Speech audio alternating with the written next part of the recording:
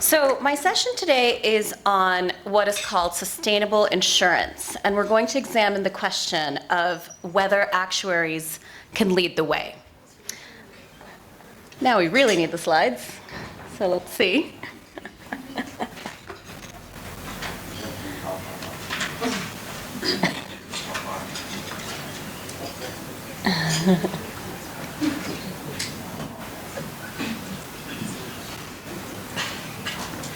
All right, I'll move on. I can speak to some of the points. So I want to start off with a standard disclaimer that all of the views in this presentation are those of mine individually and not necessarily those of TASC or any other organization. Now, while this is a standard disclaimer, I think it's important to note that in the area of sustainability and ESG, I think this disclaimer rings very true and relevant. The themes that we're going to talk about today are new, they are evolving, so there are multiple views out there. So my hope is that I can give a fair representation of the landscape right now, and hopefully sow a few seeds of curiosity and interest in the room.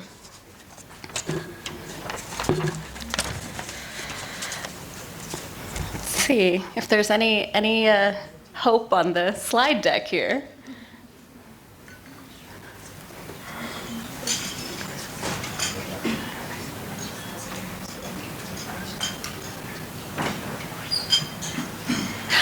All right, so let's proceed with the agenda for today. So there are going to be 4 themes that we're going to cover today.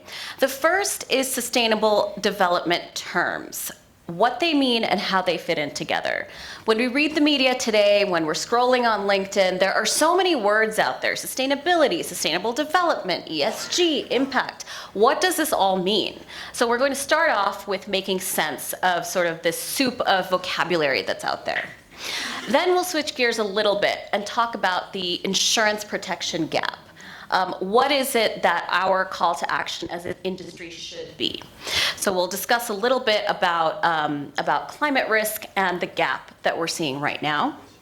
Then we are going to combine those 2 topics, sustainable development terms and the insurance protection gap, to then translate it into what I call sustainable insurance in practice. So what does sustainable insurance look like in terms of practice areas relevant to actuaries? So that'll be the 3rd area. And then finally, we'll end with the million-dollar question of, can actuaries lead the way in this space? So, okay, amazing. We've got the slides on. Perfect. So hopefully this will all make more sense now. So let's see. So this is the agenda. So let's start off with a few sustainable development terms. So in the middle, we have sustainable development. On the top, going clockwise, we have a couple of related terms that we often see revolving around sustainable development: sustainable finance, sustainable insurance, ESG, SDGs, and impact investing.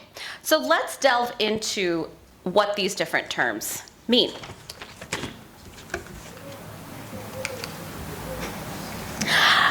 I seem to have terrible luck with the technology. So the first question was, and we're going to test if you're all awake, a show of hands, please. So which of the following terms have you heard of? So the first term is sustainable development. Please raise your hand if you have heard this term before you read the agenda for this convention. And there are no wrong answers. If you haven't heard of it, that's fine too. Okay, so we've got, I would say about 50% have heard of the phrase sustainable development. Now let's go to the second one, sustainable finance. Who has heard this phrase before in any context before? So if a couple more, so a little less. So I'm going to say about 20% of us have heard of the term sustainable finance. So the last one, and most relevant to all of us here, is the term sustainable insurance. Who here had heard of this term before reading the agenda for this convention? I see 1, 2, 3. Oh, I see less than 5. Okay, great. So this is good. So we're going to have a fun session and we're going to learn some new things. Now, a little bit more challenging is an audience question. So I assume we have a roaming mic or 2 in the room. So now we're going to take a guess at what these words mean. And we'll go, and so I'll ask any brave souls out there who want to take a stab at what any of these three terms mean. You can pick whichever one you're most comfortable with. And I want to remind everyone that there are no wrong answers here, so you can take a guess at whichever one you want. Any volunteers out there? Sustainable development, finance, or insurance? Just a guess at what it might mean. All right, excellent. We have a brave soul over here. Can we get a mic over, please? Where is the brave soul? She's standing over here. Standing, yeah. Excellent, thank you.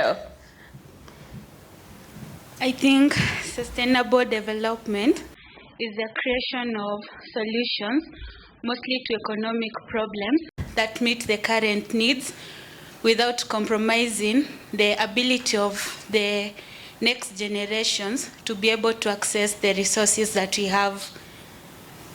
Amazing. This was suspiciously perfect. Were you Googling before?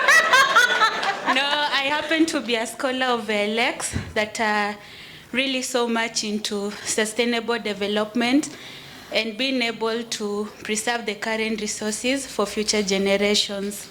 Very good. I'm very glad to hear we have an expert among us. Great start. So now that you set the bar high, I don't want to discourage anybody else. Any guesses at sustainable finance or sustainable insurance? Again, there are absolutely no wrong answers here. Any guess is a good guess. See any hands? All right, please go ahead. Can we have a mic over on this side, please? My colleague Andy here from the SOA usually gives out pens for participation. I probably should have borrowed a few of those. Please. Can I get the pen before you? I know. I'm going to have to check with Andy, yeah. Just to guess, I'm thinking sustainable finance would be investing in companies that the companies themselves are, looking to protect the environment and Yes. climate change and everything. So you're structuring an investment portfolio. I think the mic is off. Let me just help you out.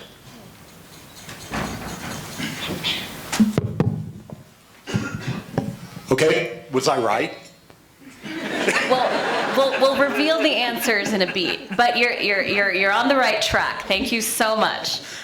The best part is that you volunteered to participate in the discussion.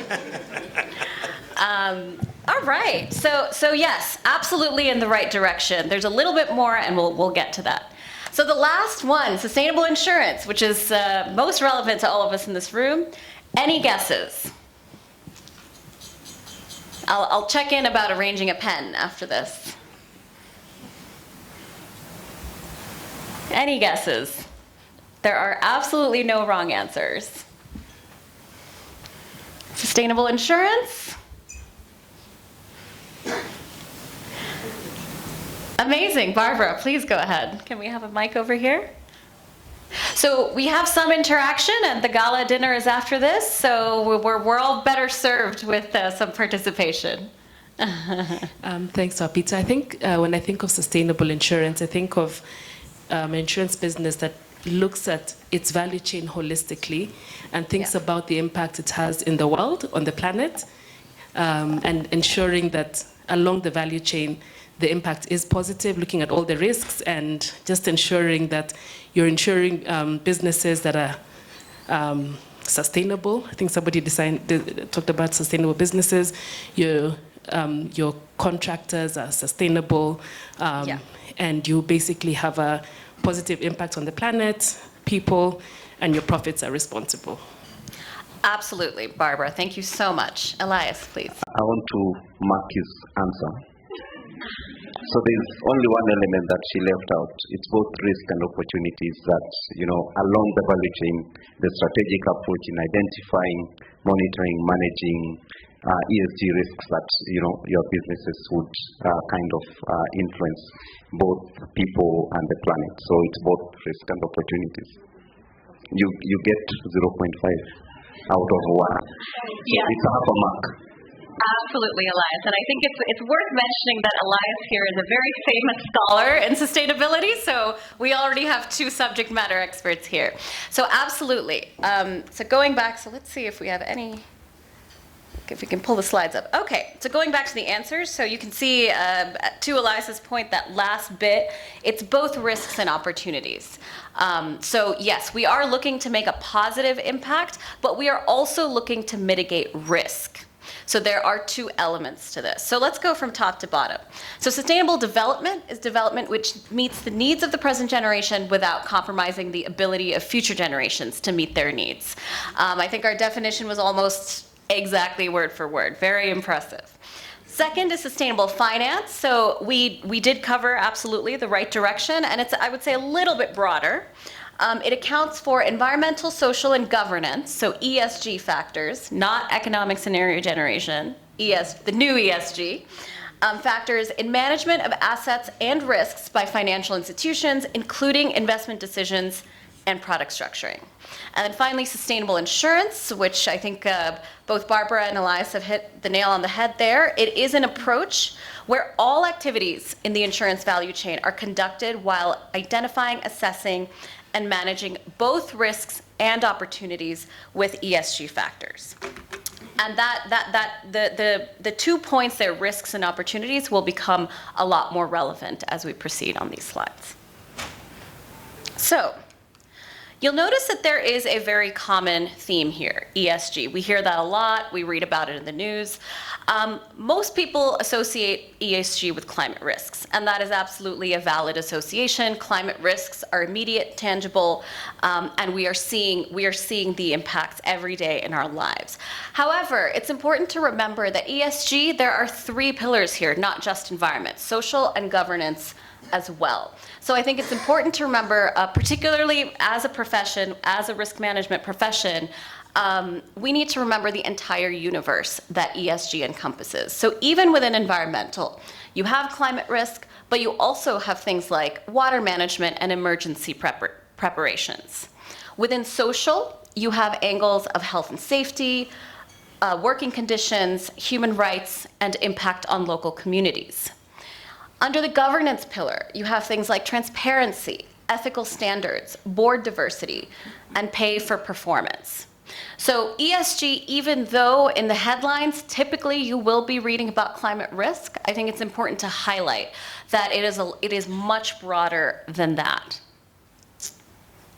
Now, a related 3-letter acronym that I'm sure many of us hear about quite a bit is the SDGs. So these refer to the 17 UN Sustainable Development Goals that were announced back in 2015. Now these goals, and I think this kind of gets at the opportunities theme within sustainable finance and sustainable insurance. These themes were all calls to action that it called upon every country in the world, and now every organization and even individual, so it provided basically a framework of 17 goals that we as a planet want to achieve to promote peace and prosperity for all while protecting the planet. So there are 2 parts to the SDGs. One is promoting peace and prosperity. That gets at the part about meeting the needs, meeting current needs, the present needs. Protecting the planet, that gets at the future peace. So we want prosperity for all today without compromising the ability to achieve the same in the future, and we do that by protecting the planet. So prosperity and protecting the planet go hand in hand. What are some of these sustainable development goals? They are kind of, I want to say that they're very motivating, very humanitarian in my opinion. So you have things like no poverty, zero hunger, gender equality, climate action, decent work and economic growth. So these are all very wide-reaching themes, and the concept is that if we, as a population, as a citizen of the earth, achieve these 17 goals, then we can accomplish essentially the idea of sustainable development. Now, what does this mean for us as actuaries and insurance professionals. There are a number of organizations out there, including the World Bank, Access to Insurance Initiative, Microinsurance Network. There are many organizations who've done the hard work of mapping insurance to specific sustainable development goals. What I'll highlight here in the interest of time is the three that I think are most relevant when it comes to insurance.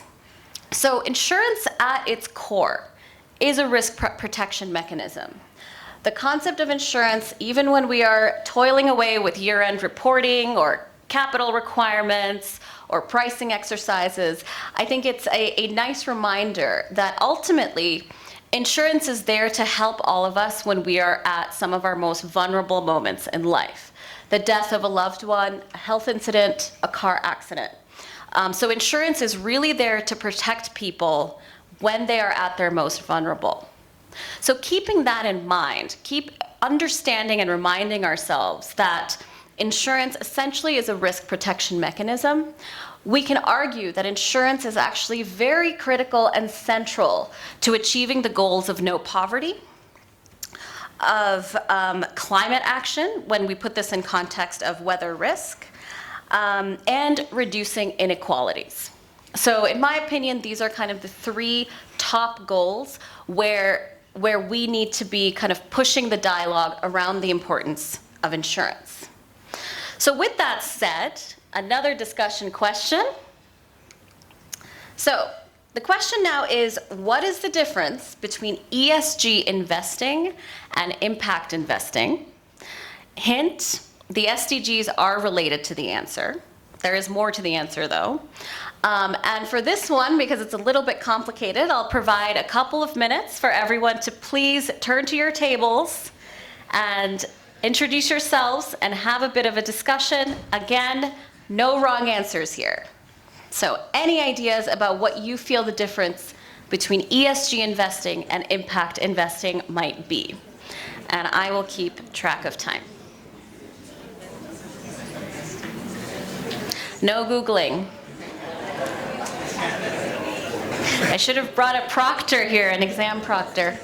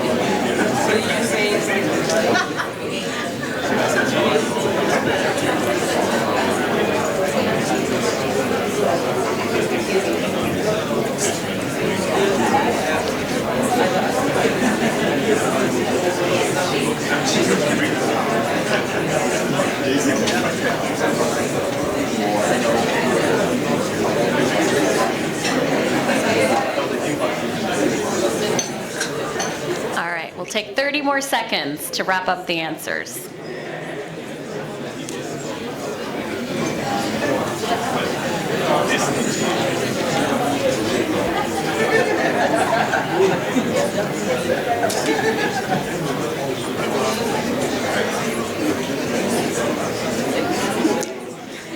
Ten more seconds.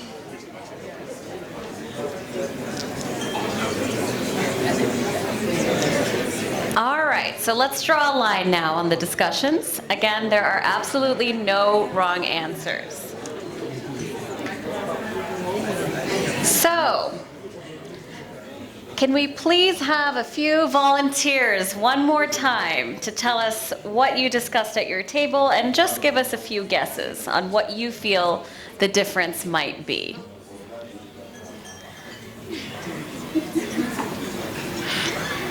I heard a lot of conversation, so I know that there are a lot of thoughts and comments in the room. So let's see who would like to start us off. The difference between ESG investing and impact investing. Excellent. Does this work? Yep. So we are guessing that ESG investing is related to actions taken in your investment strategy to prevent your company from being exposed to, say, companies that have practices that damage the environment. So it's sort of preventative and it's more individual private action. Whereas the impact investing targets those SDGs and intentionally goes for actions that can promote public welfare and longevity and some of these things that you talked about. Excellent. Right direction. I won't give away too much. We'll get a few more answers and then go through all the differences. So any other volunteers? I heard a lot of discussion, so I know the opinions and ideas are out there. Any other table? Oh, we're all getting hungry. We all need dinner, so we're gonna need some volunteers.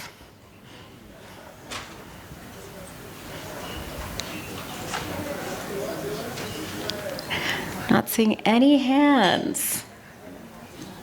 One more. How about one more? There was a lot of buzz on this side of the room. All right. Thank you. We've got a hand over here. Excellent.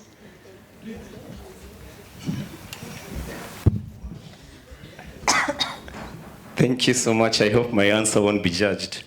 Not at all. This is a safe space. Thank you once again. Okay, so ESG investing is mainly focused on three pillars. That is taking care of the planet, the profit, and the people. While impact investing is now focused on measurable investment. Yes. Sorry for that. Impact investing is now focused on measurable outcomes, like profit and Yeah.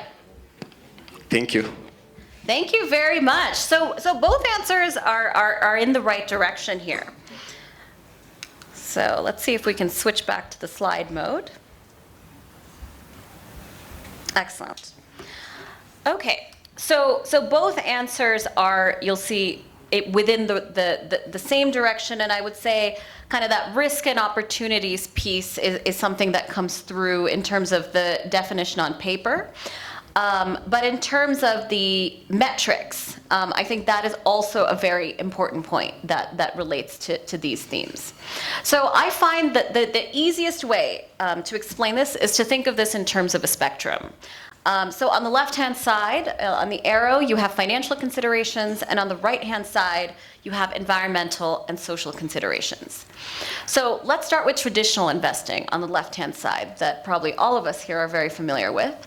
The target for traditional investing typically is financial returns, and your asset liability management focuses on risk management.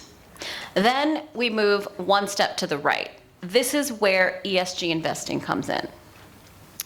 With ESG investing, your target is still the same. It's financial return.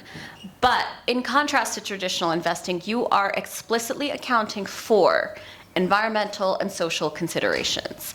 And absolutely, to the first point, typically these considerations are risk related. They're coming from a risk perspective. And corresponding to that, with your asset liability management, again, the focus is typically on ESG compliance. So once again, for ESG investing, the overlying theme is risk management and accounting for those E and S factors. Then on the right-hand side, the end of the spectrum, we have impact investing.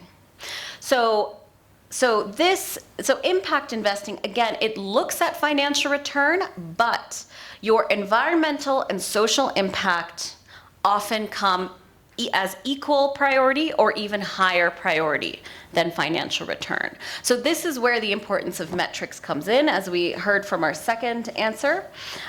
So the E and S impact is typically the main objective of impact investing. So there's less of a focus on the actual financial return. And correspondingly, in terms of your asset and liability analysis, you are typically going to focus on impact, and impact is usually framed in terms of the Sustainable Development Goals. So Hopefully this will now make a little bit more sense when you hear the term ESG, when you hear the term impact. These are all very trendy terms. I am guilty of it myself. I named my company Impact Actuarial, so I am victim to this trend myself. But hopefully now you'll have a little bit more clarity when you see these words in the media and in the literature. So, just a quick recap of all the different terms that we've made sense of today. Sustainable development, meeting today's needs without compromising the ability of future generations to meet their needs. Sustainable finance is finance that accounts for ESG factors. Sustainable insurance is insurance that accounts for risks and opportunities related to ESG factors. ESG, environmental, social, and governance factors. So beyond, including, but well beyond climate risk. SDGs, the Sustainable Development Goals, typically are looking at opportunities and positive impact in environmental and social areas, and that is then related to impact investing. So impact investing often prioritizes metrics related to the Sustainable Development Goals and related to environmental and social factors. So that is a quick overview of the definitions, and this will form a little bit of the foundation of the following sections. So now that we are experts in sustainable development terms, we're going to switch gears a little bit, and we're going to talk about the insurance protection gap. Now, what is the insurance protection gap? It is the difference between total economic losses and insured losses. So this gap is capturing the difference between uninsured losses and insured losses. And I think it's important to point out the contrast between the insurance protection gap and the penetration rate. I think normally within the industry, we hear and we talk about penetration rate more often. Penetration rate is a percentage of a population that has access to insurance. The insurance protection gap, on the other hand, is more of a financial metric. You're looking at, say, the number of dollars of loss, what is insured and what is uninsured. So this graphic here illustrates the global insurance protection gap in US dollars, as well as a percentage of direct premiums. And this is a point-in-time observation as of 2018. So it's probably a bit hard to read, but I'll kind of highlight a few of the key points here. If you look at the bottom set of bars for Middle East and Africa, that yellow bar has a number 59 over it. And that yellow bar represents health insurance. So that is telling us that there was a $60 billion gap between uninsured and insured health-related losses, which is very significant. There is a percentage on top of that, which is roughly 500%. That is telling us that of the direct written premiums in the health space, that number would need to increase by 500% to close that gap of 60 billion. So that's a huge, huge number. And similarly, for natural catastrophe, you have a percentage difference of 300%, and for mortality, 73%. So the global insurance protection gap is high. And I think this probably is not a huge surprise to a lot of us. Trust in insurance, understanding of insurance, there are various elements that go into why this gap is very high. Many of which we are very familiar with, particularly those of us who work on the pricing, product development, and marketing side. So we know that kind of selling insurance is a challenge regardless. However, with climate risk, this protection gap is getting higher. And there is an added urgency around this. So now we're switching from a point-in-time observation to time series because we are sophisticated quantitative professionals. On the left-hand side is an illustration of disaster and natural catastrophe insurance protection gap over 1970 to 2018. Now, it may be a little bit difficult to see, but there is a dotted line and a solid line. So that represents, those two lines represent 10-year moving averages for total losses and insured losses.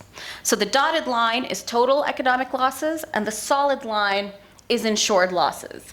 And hopefully you can make out, even from the back, that gap, the distance between the dotted line and the solid line is increasing as we go through time. And that is correlated with the fact that climate risk events are increasing. So this is what the graphic on the right-hand side tells us. So the different colors represent different types of climate risk events. And you can see over time, that trend is going up. And this is probably no surprise to any of us, but I think it's important to note that climate risk is increasing the already high income protection gap. And this really informs a sense of urgency around closing that gap and ensuring that we as a profession and an industry are here to meet the needs of society. So how now do we think about closing this ever-increasing protection gap, which is being exacerbated by climate risk? So let's go from top to bottom. And at the top, we again have this idea of a spectrum. Left-hand side is high frequency, low severity. Right-hand side is low frequency, high severity risks. Going to the second row with the arrow-shaped boxes, when you look at low severity risks, typically you have private sector insurance coming into play, and you have private sector risk transfers coming into play. So this includes reinsurance and other types of, say, insurance-linked securities like catastrophe bonds. So the private sector in general is in place to deal with relatively low severity risks. However, with increasing climate risks, we are seeing an increase in high severity events. So what happens when the private sector simply cannot cope with the ever increasing insurance protection gap? What kicks into place then? Well, we have two other boxes there. At the first layer of the insurance protection gap, we have national level measures. So these go well beyond any individual private sector company. And at the top, we have international level measures. So let's remember, the concept of insurance is risk pooling. I am one person. We all pool our risks together, we can cover a certain level of the insurance gap. When we've done that at the country, when we've done that at the company level, we have to move up to the national level. When it's done at the national level, we have to ratchet up the pooling to the international level. So I think as a profession, typically in our exams, we learn about the first two boxes, the private sector solutions. But as the landscape is changing, I think more and more we as a profession need to expand our thinking to what national measures can look like and what international measures can look like.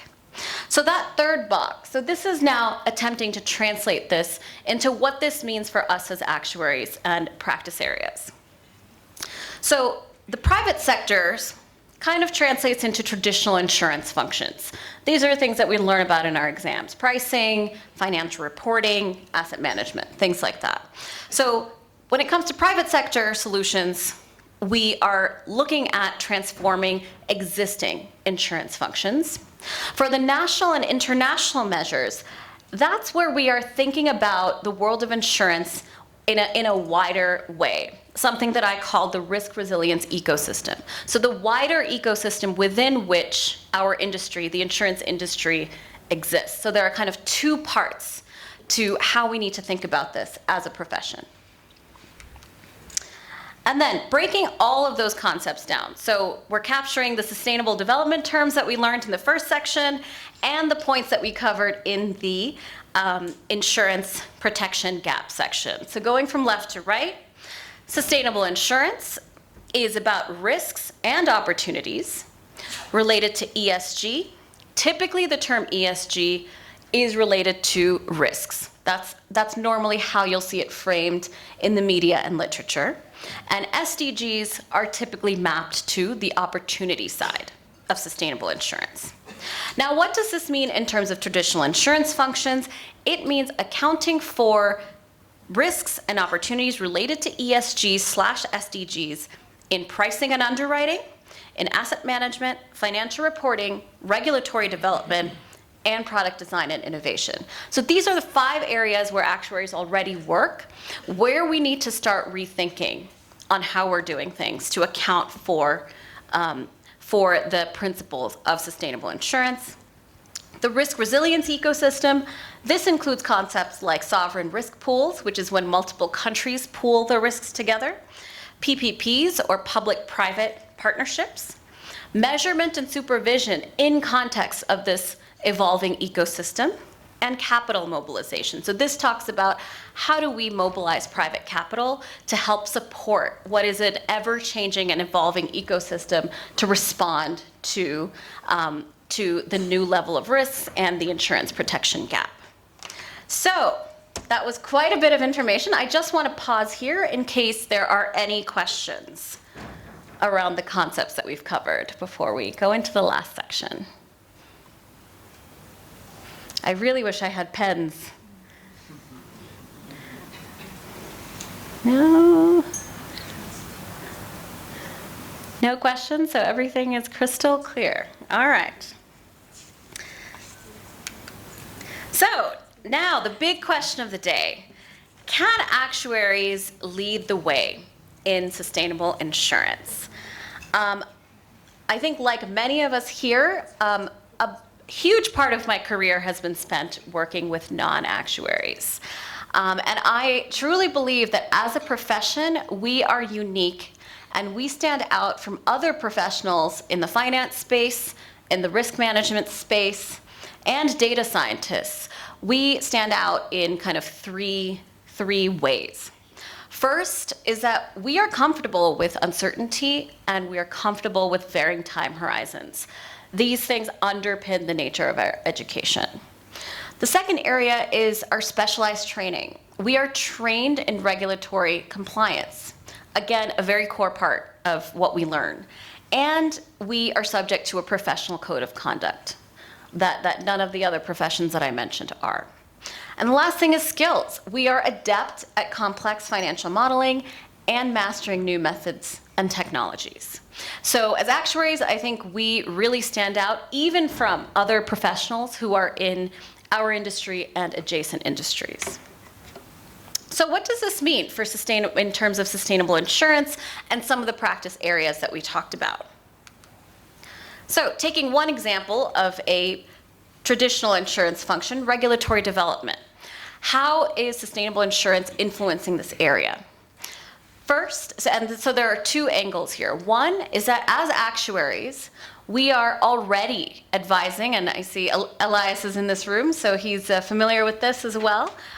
We advise regulators on how best to develop guidelines to support sustainable insurance. So this is work that actuaries are already doing and that I think are best positioned compared to other professions to do. The other area, of course, is advising private insurers on the evolving ESG regulations and how to incorporate them into internal processes.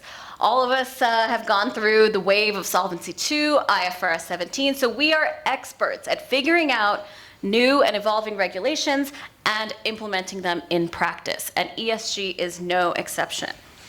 Another area, product design and innovation.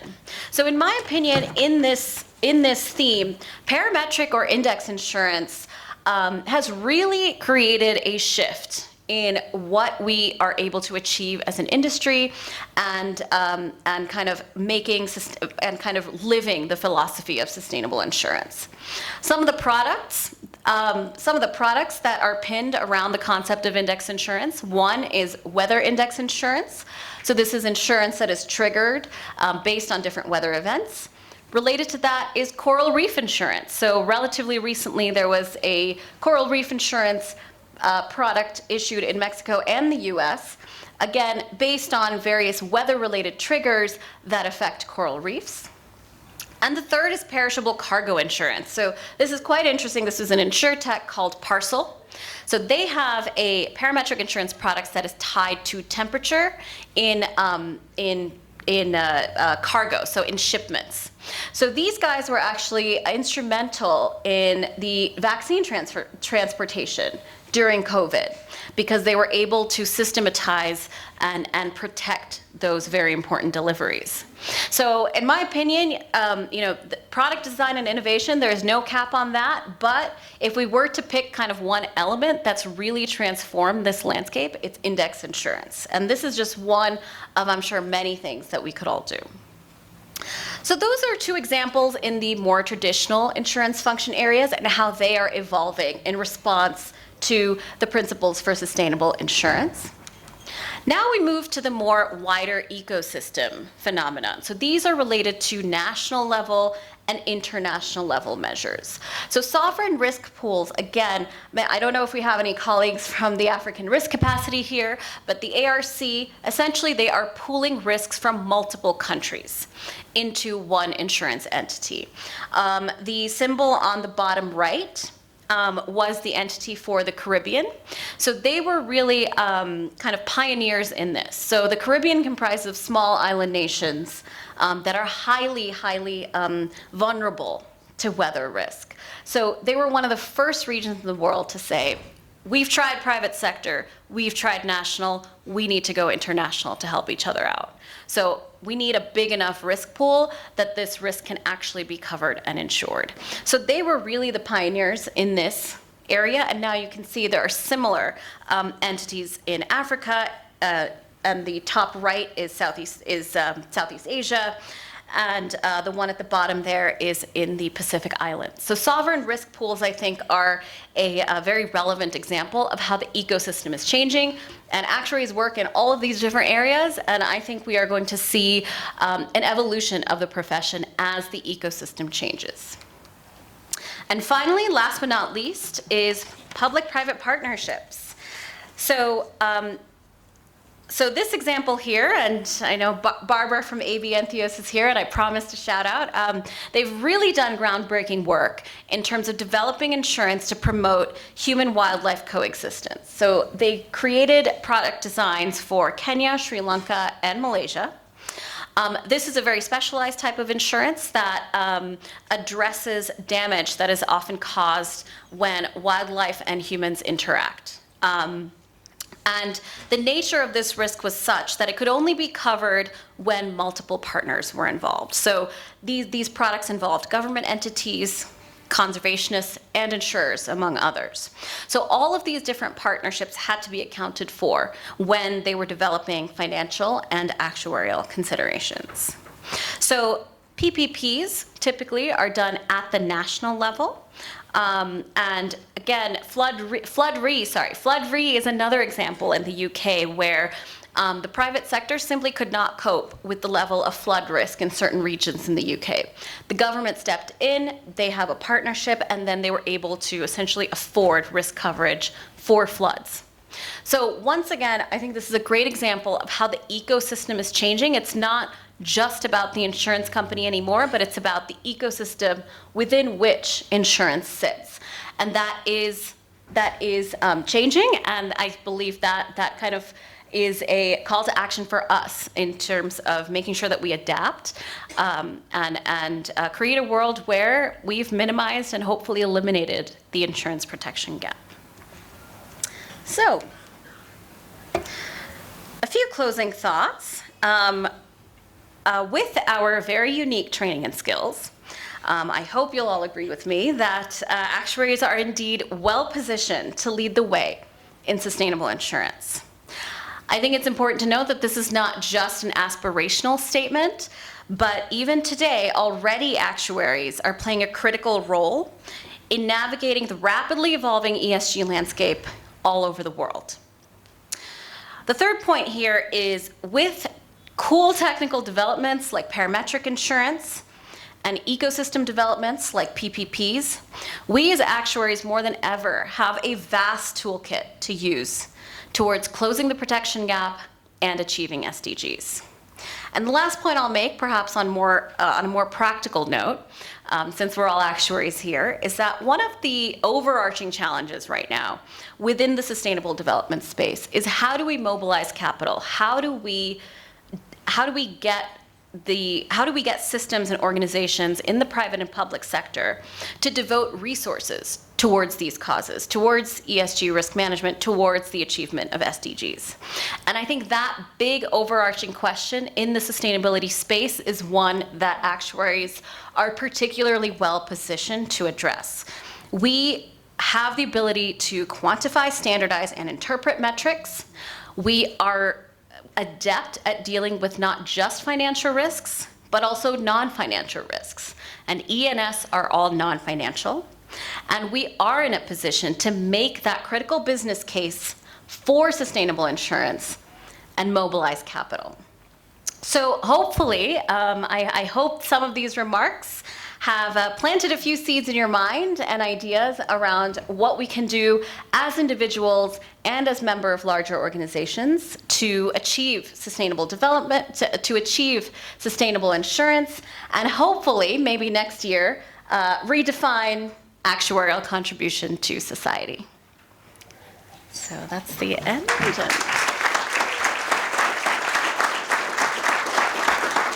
you so much. That was pretty awesome.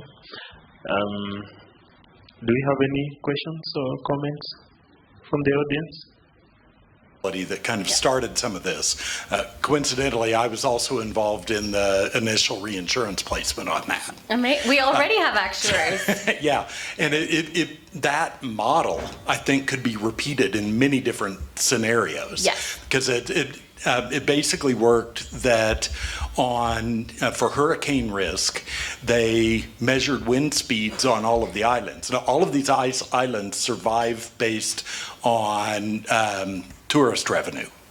And without a facility, as soon as a storm blows through, the power lines are down, the hotels are shut, the roads are down, and they don't get the tax revenue from the tourists or the tourism to rebuild any of it. So they would just be shut down for a long period of time. But with this cover that was funded by all of the Caribbean islands, including Bermuda, who had a lot of money in it, they would, just based on wind speed on the island, that would trigger the coverage. And if the wind speed got high enough, you would collect on the coverage, which provided the funds up front to rebuild all the infrastructure and get the tourism back, which I thought was just a wonderful idea. And that type of mechanism could work in so many other scenarios. If you thinking of storm, countries on the east coast of Africa could partner up and do something similar on that, because it's a very flexible model. Would be hard to do for climate risk because it's all correlated. But for ones where it's going to be an isolated storm like that, that could really be a helpful model. Absolutely. And there are a variety of indices, including in terms of small island states. I've heard, I don't know if this has actually been implemented yet, but indices related to tourist revenue. So counts on flights, for instance. So there are a number of metrics out there that could automatically trigger payments, particularly for small island countries that are dependent on tourism. So excellent comments. Thank you. Thank you. There's another question here.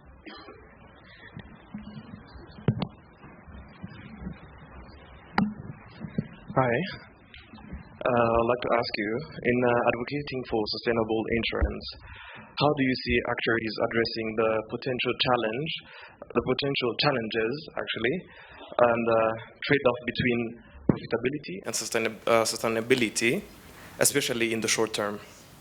Yeah, great question. So kind of comments around this apparent trade-off between profitability and some of these ESG risks. So I'll say two things about this. One, I think it's important to mention that particularly in the US, there is a lot of kind of polarity and politicization of this issue. So I do want to acknowledge that there are there exist two schools of thought, at least in the US, around this. So one school of thought is essentially, there is this trade-off.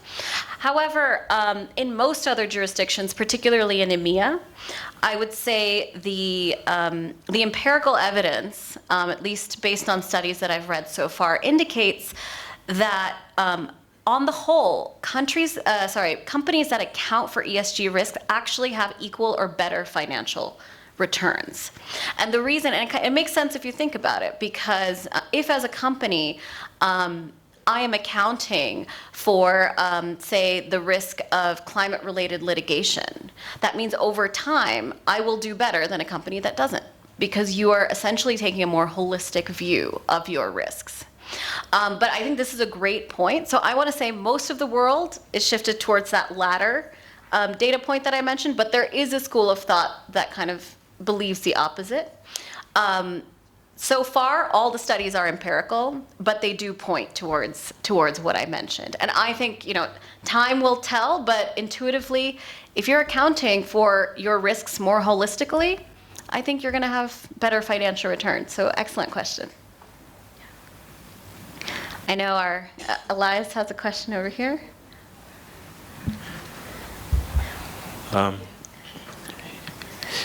Sure, you can get, okay. I specifically requested that Elias not ask me any questions, but here we are. Okay. That's really great. Just a comment, or basically, how can we practice sustainable insurance from an individual perspective? Because most of the time, we talk about it being something far away from what the continent really requires in Africa. Maybe from your experience, what can each and every individual do to start their journey towards sustainable insurance? Yeah, so I think there's kind of two ways to think about it. One, I think, has to do with if we ask most of our family and friends, hey, do you know what I do for a living? I don't know what your spouse or friends or family would say. Most of my friends, Arpita, I have no idea what you do. You do stuff with numbers. So I would say the first thing is kind of our own, the internal sense and knowledge that we have of our profession and the scope of our profession. We need to start changing the dialogue around what it is that our profession does. Ultimately, we are serving a very fundamental need for society. So similar to, I know in an earlier session we talked about economists. Actuaries are very similar. We are fulfilling very fundamental needs in society, but that is something that we need to believe ourselves, and that is a way that we need to describe our profession to others. So I think one is around that, kind of having this belief and understanding that we actually have this very central role to sustainability. And the second is agency. So I would go back to some of the traditional insurance functions that we looked at. If you take any one of those, pricing, am I accounting for climate risk in my pricing model? Any actuary at any level can ask those questions. So I think it's about asking questions in your day-to-day job, even if you don't work for, say, the World Bank or a sovereign risk pool. Even if you're working in a traditional actuarial area, those ESG factors are basic questions that we can ask to improve our day-to-day modeling and our everyday meetings. So I would say identity and ask the questions in your daily job. So Elias broke our contract here. I said, no questions from you because you're the expert. Thank you so much, Arpita. We really appreciate that wonderful presentation. And guys, so join me to thank her once more for that presentation.